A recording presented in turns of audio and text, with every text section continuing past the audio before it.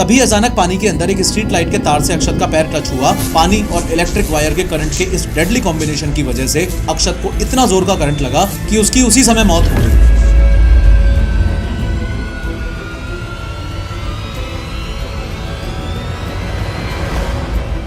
Blocked drains की सफाई होती नहीं है, साल भर का कचरा, प्लास्टिक, मिट्टी वगैरह सब उसी में पड़ा रहता है। और अगर गलती से इन्होंने उस सीवर लाइन की सफाई कर भी दी तो उसमें से जो निकलने वाला स्लज है यानी कि जो कचरा है उसको वहीं रोड पर ही छोड़ के चले जाते हैं।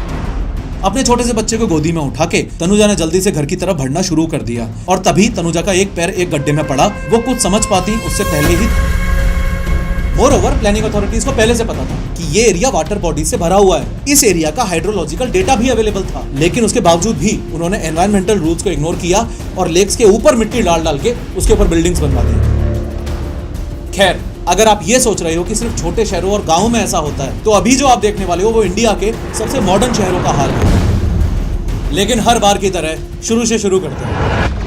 पिछले महीने की ही बात है। 9 जुलाई की शाम को गुरुग्राम में भयंकर बारिश आ रही थी। पानी घुटनों तक भर चुका था। 25 साल का ग्राफिक डिजाइनर अक्षत जैन बाइक पे जिम से घर जा रहा था। इतने ज्यादा पानी में अपना बैलेंस बनाए रखने के लिए अक्षत ने कुछ इस तरीके से अपने पैर जमीन से टिका रखे थे। तभी अचानक पानी के अंदर एक स्ट्रीट लाइट के तार से अक्षत का पैर टच हुआ। पानी और इलेक्ट्रिक वायर के करंट के इस डेडली कॉम्बिनेशन की वजह से अक्षत को इतना जोर का करंट लगा कि उसकी उसी समय मौत हो गई। सबसे दर्दनाक बात यह थी कि अक्षत बेचारा जॉब छोड़ के बेंगलुरु से गुरुग्राम शिफ्ट ही इसलिए हुआ था ताकि वो अपनी माँ के पास रह के उनका ख्याल रख सके, जो मेंटल हेल्थ से उस समय गुजर रही थी। बाद में पता चला कि जहां ये एक्सीडेंट हुआ वहां स्ट्रीट लाइट का इलेक्ट्रिक सॉकेट खुला हुआ था। अब पावर डिपार्टमेंट ने तो बोल दिया है कि वो सेफ्टी ऑडिट करेगा और सुनने में आ रहा है कि एक व्हाट्सएप हेल्पलाइन भी स्टार्ट कर दी गई है। लेकिन मुझे पर्सनली दिक्कत इस बात से है कि हम आम जनता इन लोगों से स्ट्रिक्टली ये सवाल कब पूछना शुरू करेगी कि भाई तुम लोग इंतजार करते रहोगे क्या कि कोई मरेगा तब सेफ्टी प्रिकॉशंस के बारे में सोचोगे, अदरवाइज क्या ही फर्क पड़ता है। अपने देश की ये ड्रेनेज प्रॉब्लम बहुत सीवियर होती जा रही है और इंडिया में मौजूद इस पूरी ड्रेनेज प्रॉब्लम को समझने के लिए सबसे पहले ये समझो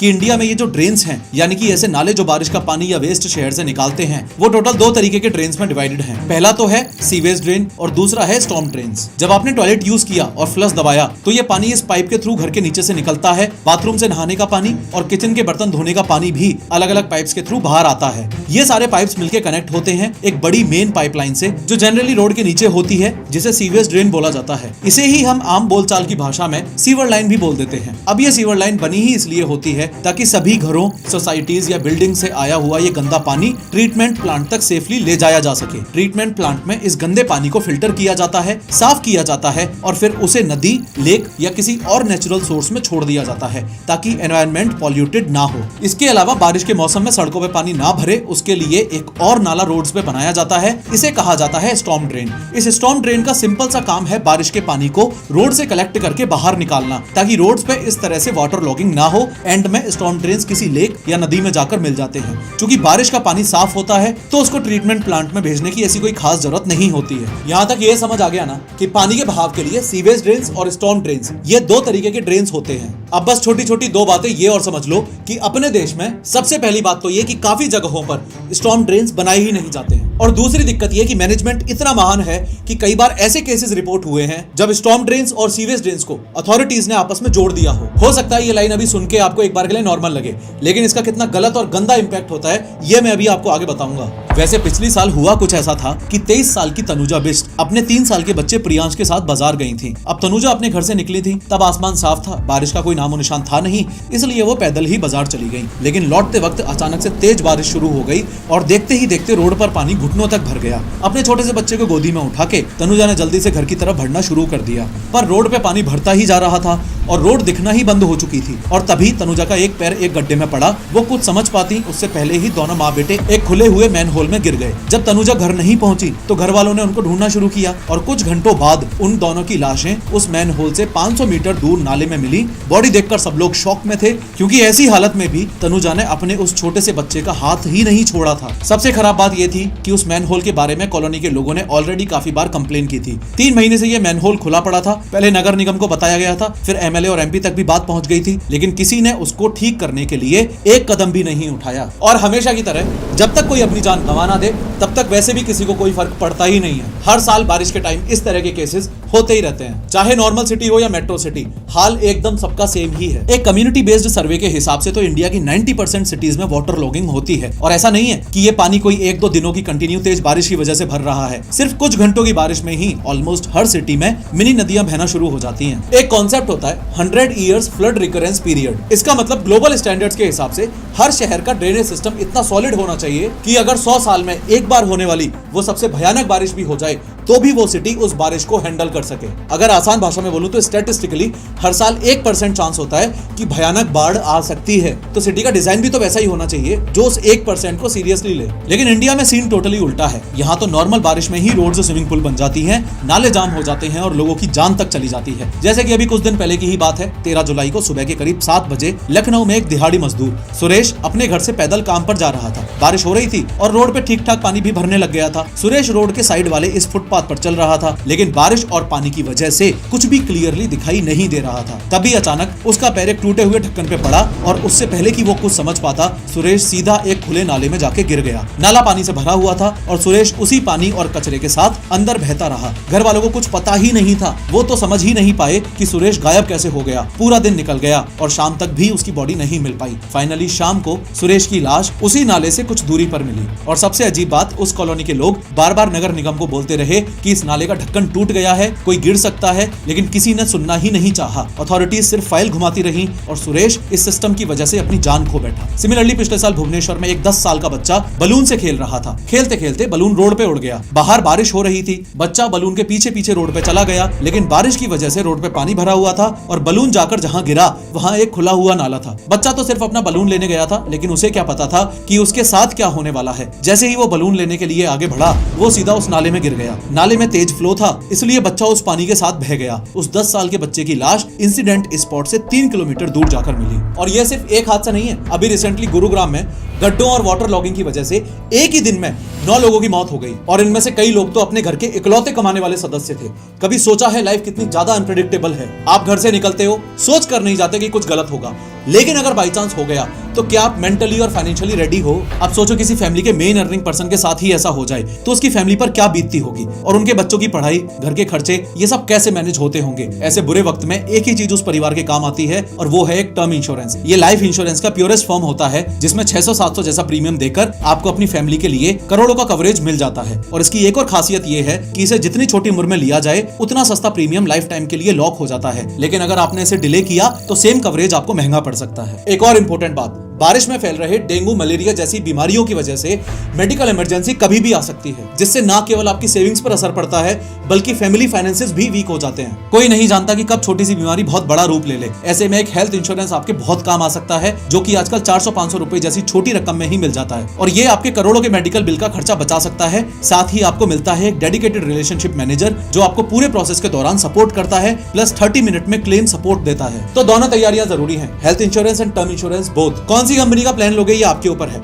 मैंने आपकी सुविधा के लिए लिंक डिस्क्रिप्शन में दे दिया है, चेक करो। सारे ट्रस्टेड इंश्योरेंस पार्टनर्स मिल जाएंगे एक ही जगह पर, जहां पर आप अपनी जरूरत के हिसाब से बेस्ट प्लान्स को कंपेयर कर सकते हो। और अभी टर्म प्लान लेने पर ऑनलाइन 15% तक का डिस्काउंट और हेल्थ प्लान लेने पर ऑनलाइन 25% तक का डिस्काउंट भी मिल जाएगा। खैर, अगर आप ये सोच रहे हो कि सिर्फ छोटे शहरों और गांवों में ऐसा होता है, तो अभी जो आप देखने वाले हो वो इंडिया के सबसे मॉडर्न शहरों का हाल है। ये जो वीडियोस अभी आप देख रहे हो ये सब इस हाई क्लास गुरुग्राम सिटी के ही हैं। गुरुग्राम वैसे तो एक बड़ा इकोनॉमिक और आईटी हब है, जहां हाई राइज ऑफिसेज हैं, लग्जरी मॉल्स हैं, रात के 2 बजे तक चलने वाले हैंग आउट स्पॉट्स हैं, मॉडर्न हाईवेज भी हैं, लेकिन अर्बन प्लानिंग एकदम ही जीरो है। ऐसा मैं नहीं कह रहा हूँ, बल्कि TERI जैसी नेशनल लेवल ऑर्गेनाइजेशंस भी इस बात को एडमिट कर रही हैं कि गुरुग्राम एक अल्टीमेट प्लानिंग डिजास्टर है। गुरुग्राम में फ्लडिंग की प्रॉब्लम तब शुरू हुई जब शहर को तेजी से बसा दिया गया, बिना किसी प्रॉपर प्लानिंग के, बिना फ्यूचर रेनफॉल के पैटर्न्स को समझे। साल 1990 से साल 2020 के बीच गुरुग्राम का अर्बन एरिया बहुत स्पीडली ग्रो किया है, लेकिन आज भी इस शहर के पास एक प्रॉपर ड्रेनेज मास्टर प्लान है ही नहीं। प्रॉब्लम सिर्फ रैपिड डेवलपमेंट की नहीं है, प्रॉब्लम यह है कि नेचर के रूल्स के अगेंस्ट जाकर इस सिटी को पूरा डिजाइन किया गया है। ध्यान से समझो कैसे। गुरुग्राम एक्चुअली अरावली हिल्स के फुट हिल्स में बसा हुआ है, जहां नेचुरल स्लोप बारिश के पानी को सीधा लो लाइंग एरियाज यानी कि ढलान वाले एरियाज में भेज देता है। ये स्लोप नेचुरल है, तो ऑब्वियसली पहले से ही एक्सपेक्टेड था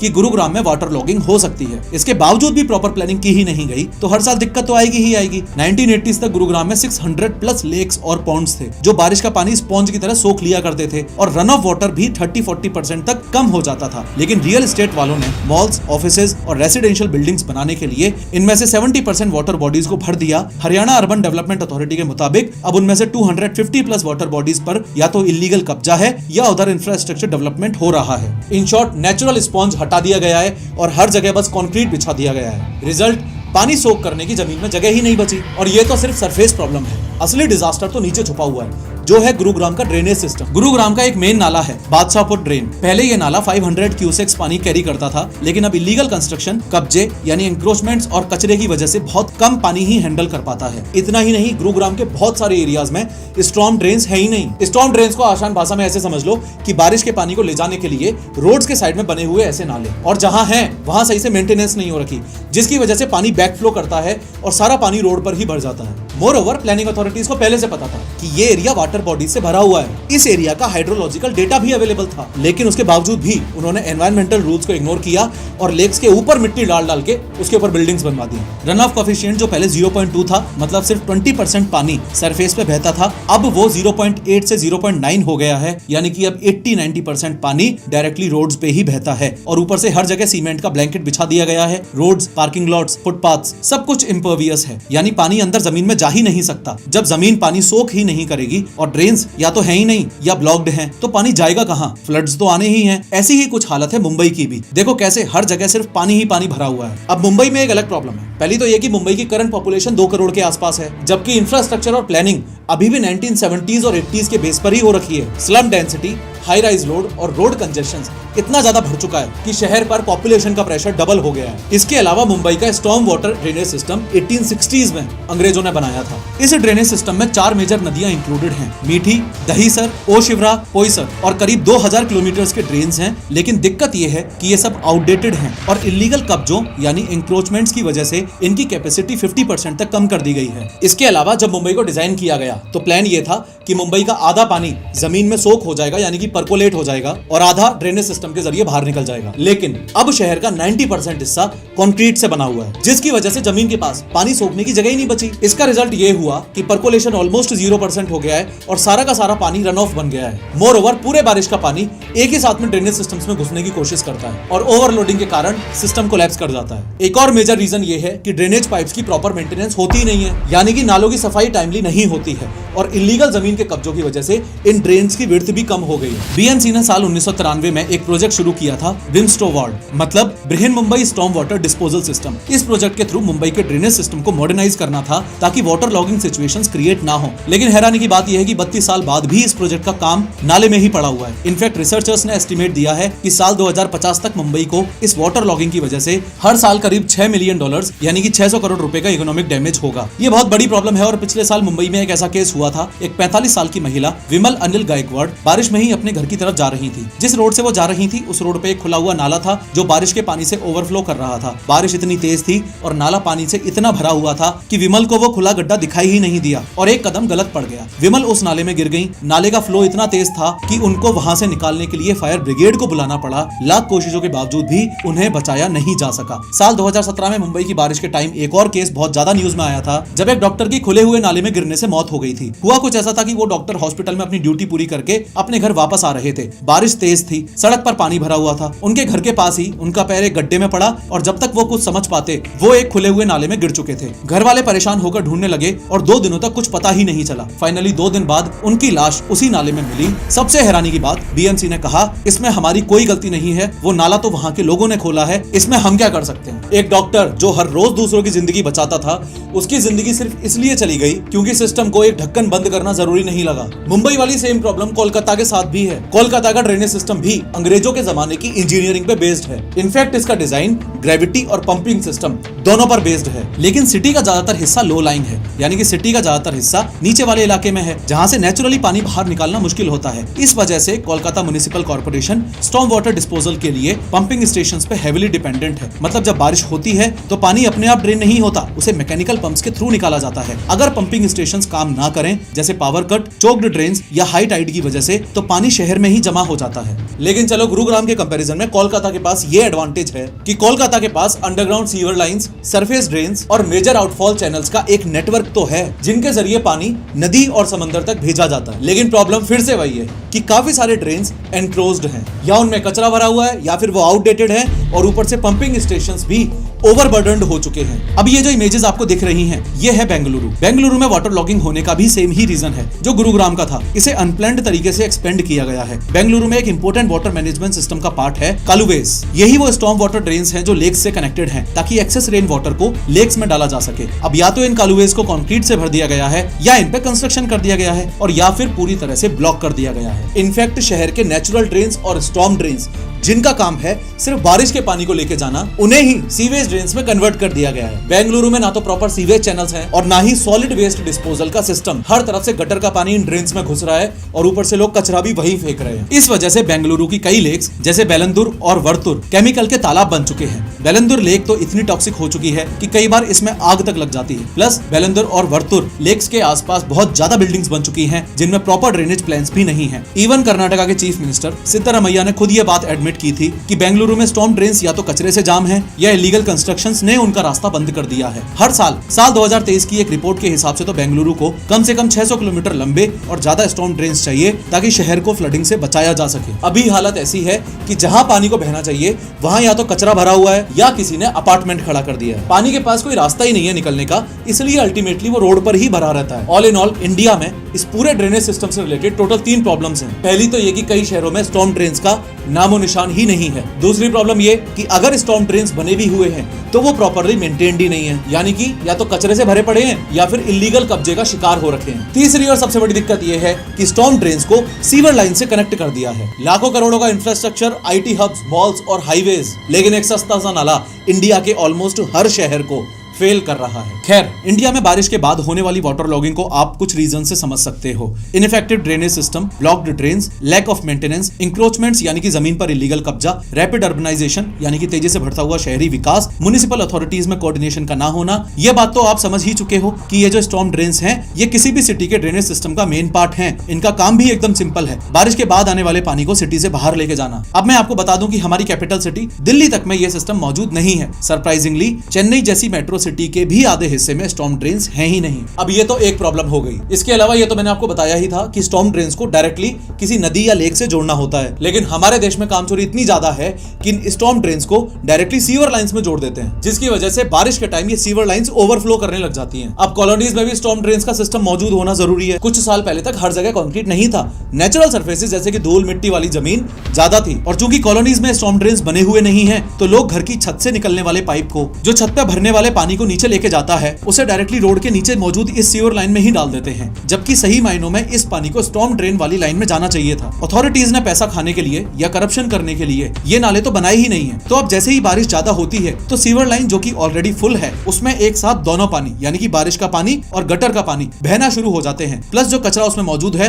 वो पानी का फ्लो भी स्लो कर देता है और इसी रीजन की वजह से सीवर लाइन ओवरफ्लो होना शुरू हो जाती है और इस तरह से सीवर लाइन का गंदा पानी रोड पर आना शुरू हो जाता है। ये पानी सिर्फ रोड पे ही नहीं बल्कि कई केसेस में तो ये पानी लोगों के घरों में भी आ जाता है। स्पेशली इंडियन स्टाइल टॉयलेट्स में ये पानी रिवर्स मार जाता है। कई लोगों ने बताया है कि जब बारिश आती है तो सीवेज का पानी उल्टा रिटर्न होकर उनके घरों में एंटर होने लग जाता है। मोरओवर इस सीवर लाइन के पानी को किसी भी नदी या तालाब में डालने से पहले ट्रीट करना मैंडेटरी है, क्योंकि उसमें काफी ज्यादा लेवल पर इंप्योरिटीज और माइक्रो ऑर्गेनिजम्स होते हैं। लेकिन अपने यहाँ इसका ठीक उल्टा काम किया जाता है। यहाँ लगभग 72% सीवर वेस्ट को ट्रीट ही नहीं किया जाता, जिसकी वजह से लेक्स और नदियां भी पॉल्यूट हो रही हैं। ये तो आपको भी पता है कि इंडिया में लोग कचरा कहाँ फेंकते हैं। ना ही तो कोई गीला और सूखा कचरा अलग करता है और ना ही प्लास्टिक को अलग करता है। जिसका जो मन किया उसने वो रोड पे फेंक दिया। ऐसे केस में ये सारा कचरा इन ड्रेन्स को ब्लॉक कर देता है। फॉलोइंग दिस पानी का फ्लो रुक जाता है और वाटर लॉगिंग शुरू हो जाती है। जैसे जयपुर की ओल्ड सिटी में ही घरों के बीच में पतली पतली सी गलियां हैं जिन्हें गंदी गलियां बोला जाता है। ऐसी 5500 गलियां हैं यहाँ मेरे शहर जयपुर में और यहाँ लोग सिर्फ कचरा ही फेंकते हैं। तो जब बारिश आती है ये सारा कचरा भी रोड पे आ जाता है। ब्लॉक्ड ड्रेन्स की सफाई होती नहीं है, साल भर का कचरा, प्लास्टिक, मिट्टी वगैरह सब उसी में पड़ा रहता है। और अगर गलती से इन्होंने उस सीवर लाइन की सफाई कर भी दी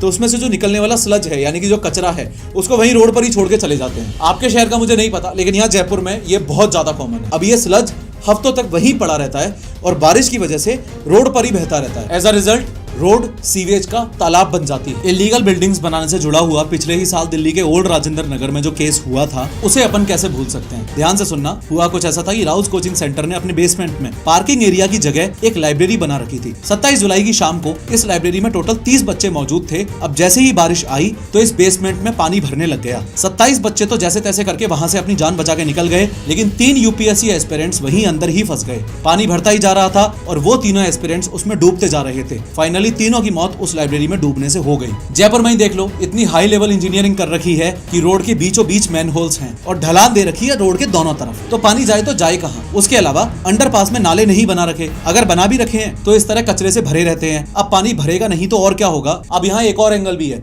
सरकार फंड्स भी दे रही है, रूल्स और पॉलिसीज भी बना रही है, लेकिन असली दिक्कत वहां आ रही है जहां पे काम शुरू होता है, यानी कि ब्यूरोक्रेसी। नियम बन जाते हैं, पैसा रिलीज हो जाता है, लेकिन फाइल टेबल पर ही पड़ी रहती है, टेबल से उठती नहीं है। ग्राउंड लेवल पर कुछ नहीं होता क्योंकि सिस्टम पूरा का पूरा स्लो मोशन में काम कर रहा है। करप्शन भी बहुत ज्यादा लेवल पे होता है। साल 2016 में आंध्र प्रदेश के विजयवाड़ा में 460 करोड़ रुपए का स्टॉर्म वाटर ड्रेन प्रोजेक्ट शुरू हुआ था। प्लान था कि 48 किलोमीटर लंबे ड्रेन्स बनेंगे ताकि शहर बारिश में ना डूबे, लेकिन 2025 तक सिर्फ 3-4 किलोमीटर ही ड्रेन बन पाया। क्यों? क्योंकि कॉन्ट्रैक्टर ने बोला सरकार पेमेंट नहीं दे रही है और काम छोड़ दिया। ना प्लानिंग सही थी, ना साइट क्लियर थी, ड्रेन्स के रास्ते में घर बन चुके थे। चेन्नई के इस ओएमआर एरिया में 666 करोड़ रुपए का ड्रेन प्रोजेक्ट अनाउंस हुआ, लेकिन 1 साल बाद भी साइट पर एक ईंट तक नहीं लगी। लोकल लोगों का कहना है कि यहाँ घूसखोरी, रिश्वतबाजी, नेपोटिज्म और फाइल घुमाओ कल्चर ने पूरे प्रोजेक्ट को ही मार दिया है। 2025 में दिल्ली में एंटी करप्शन ब्यूरो ने एक इंजीनियर और कॉन्ट्रैक्टर को पकड़ा क्योंकि उन्होंने ऐसे ड्रेन्स का पैसा खा लिया जो कभी बनाए ही नहीं गए थे।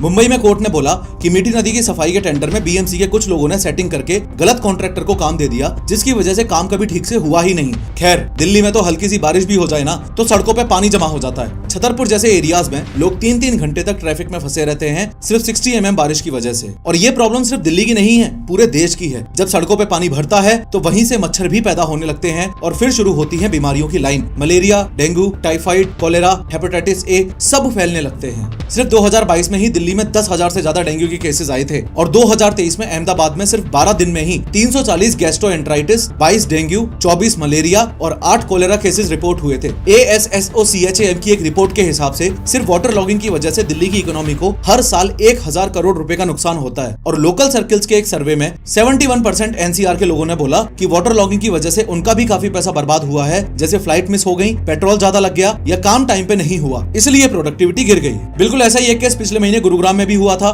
ध्यान से सुनो क्या हुआ। 26 साल का एक फूड डिलीवरी बॉय पवन कुमार अपना काम खत्म करके रात को घर जा रहा था। 9 जुलाई की रात को गुरुग्राम में घुटनों तक पानी भर गया था और तभी यह हादसा हुआ। पवन का पैर रास्ते में एक इलेक्ट्रिक पोल से टच हो गया जिसमें एक लाइव वायर निकल रही थी। सिर्फ 1 सेकंड में ही उसको जोर का करंट लगा और वो वहीं पर गिर गया। पास ही एक दुकानदार ने उसकी मदद करने की कोशिश की, लेकिन उसे भी करंट लग गया। बहुत ट्राई किया पर पवन को बचाया नहीं जा सका। एक और रियल स्टोरी सुनो। 22 साल का प्रशांत मिश्रा, जो एक ऑटो ड्राइवर था, अपना ऑटो चला रहा था। सड़क पे इतना पानी भरा था कि रोड एक छोटी तालाब जैसी लग रही थी। वहीं प्रशांत ने सोचा कि एक रेलिंग पकड़ के आगे निकल जाता हूँ, पर उसे क्या पता था कि वही रेलिंग उसकी जिंदगी ले लेगी। रेलिंग में एक लाइव वायर था। जैसे ही उसने रेलिंग को हाथ लगाया, उसको जोर से करंट लगा और उसकी वहीं पर मौत हो गई। बारिश के टाइम फ्लडेड रोड्स पे electric poles, street lights, loose wires, building के शटर्स वगैरह सब पानी में डूब जाते हैं। और अगर इनमें से किसी में भी करंट आ गया तो पूरा इलाका ही डेथ ट्रैप में कन्वर्ट हो जाता है। और सबसे स्कैरी पार्ट ये है कि ये कोई सडन एक्सीडेंट नहीं होता, ये टोटली प्रेडिक्टेबल है। सबको पता होता है कि बारिश आएगी, पानी भरेगा और जो एक्सपोज्ड वायर्स हैं वो पानी के कांटेक्ट में आएंगे, फिर किसी ना किसी को करंट लगेगा, लेकिन जिम्मेदारी लेने वाला कोई नहीं है। अब सवाल ये है कि इस पूरी प्रॉब्लम का सॉल्यूशन क्या है। तो सुनो, सबसे पहला स्टेप है कि स्टॉर्म और सीवर ड्रेन्स को अच्छे से डिजाइन करना, सही तरीके से बनाना और टाइम पे मेंटेनेंस करना जरूरी है। NDMA यानी कि नेशनल डिजास्टर मैनेजमेंट अथॉरिटी ने ऑलरेडी 2010 में ही रिकमेंड किया था कि अर्बन एरियाज में proper storm water drainage system होना चाहिए। दूसरा सॉल्यूशन, ज्यादा से ज्यादा पेड़ पौधे लगाने पड़ेंगे क्योंकि पेड़ मिट्टी में पानी को सोख कर लेते हैं। इसके लिए एक स्मार्ट आइडिया है यूएस जैसे देशों की तरह रोड के साइड में रेन गार्डन्स बनाना। रेन गार्डन्स नॉर्मल लॉन्स के कंपैरिजन में 30% ज्यादा पानी सोख कर लेते हैं। और एक एडवांस्ड सॉल्यूशन है चाइना जैसे स्पॉन्ज सिटीज बनाना। स्पॉन्ज सिटी का मतलब है रोड्स, फुटपाथ्स और पार्किंग एरियाज में ऐसे मटेरियल्स का यूज करना जो पानी को नीचे सोख कर लें, जैसे परमिएबल एस्फॉल्ट। हाँ, इस तरह के रोड्स बनाने में पहले ज्यादा पैसा लगेगा, लेकिन लॉन्ग टर्म में ये बहुत फायदे की डील है। प्रॉपर मेंटेनेंस के साथ इनकी लाइफ 15 से 20 नहीं 35 साल तक चलती है। साल 1990 में बने नेशनल फ्लड कमीशन ने पहले ही कह दिया था कि इंडिया में रेनफॉल काफी स्टेबल है, लेकिन फ्लड्स बढ़ रहे हैं बिकॉज ऑफ ह्यूमन नेग्लिजेंस। उन्होंने बोला था पहले फ्लड प्रोन एरियाज आइडेंटिफाई करो, फिर सेंटर और स्टेट्स दोनों मिलकर काम करो, लेकिन 40 साल बाद भी ये बातें बस फाइल में ही पड़ी हुई हैं। फिर साल 2010 में एनडीएमए ने क्लियरली गाइडलाइंस दी, जैसे स्टॉर्म वाटर ड्रेनेज बनाना, रेन वाटर हार्वेस्टिंग मैंडेटरी करना, इंक्रोचमेंट्स हटाना और रेन गार्डन्स डेवलप करना। कमाल की बात यह है कि 2010 से दी गई इन गाइडलाइंस को आज तक किसी ने भी सीरियसली नहीं लिया है। तो इस पूरी कहानी का असली विलेन कौन है? सिर्फ बारिश नहीं, सिस्टम, हाँ कुछ हद तक, लेकिन पूरा ब्लेम उठा के सिर्फ सरकार पे डाल देना भी गलत होगा। गलती सबकी है। काफी केसेस में सरकार फंड्स देती है, गाइडलाइंस बनाती है, पर उसी काम को ब्यूरोक्रेसी फाइल के नीचे दबा देती है। इंजीनियर्स जो प्लानिंग और डिजाइन करते हैं वो या तो आउटडेटेड डेटा से काम करते हैं या बस पैसे कमाने के लिए क्वालिटी कॉम्प्रोमाइज कर देते हैं। हर बार जब कोई तनुजा, अक्षत या पवन जैसे लोग मरते हैं तब हम 2 दिन तक आउटरीच करते हैं और फिर सब कुछ वैसा का वैसा ही हो जाता है। इससे पहले अगली बारिश किसी और की जिंदगी ले, जरूरत है एक कलेक्टिव जिम्मेदारी लेने की। इंफ्रास्ट्रक्चर सिर्फ सीमेंट से नहीं, सोच से भी बनता है, और अगर हमने सोच नहीं बदली तो असली दुश्मन सिर्फ बारिश नहीं है, अपने शहरों के असली दुश्मन हम खुद हैं। फिर से याद दिला दूं, अभी के अभी हेल्थ और टर्म इंश्योरेंस लेकर आप एकदम टेंशन फ्री हो सकते हो, ताकि किसी भी इमरजेंसी के लिए आप और आपका परिवार एकदम सुरक्षित रहे। खैर, इस वीडियो पे क्लिक करके 3D एनिमेशन की मदद से समझो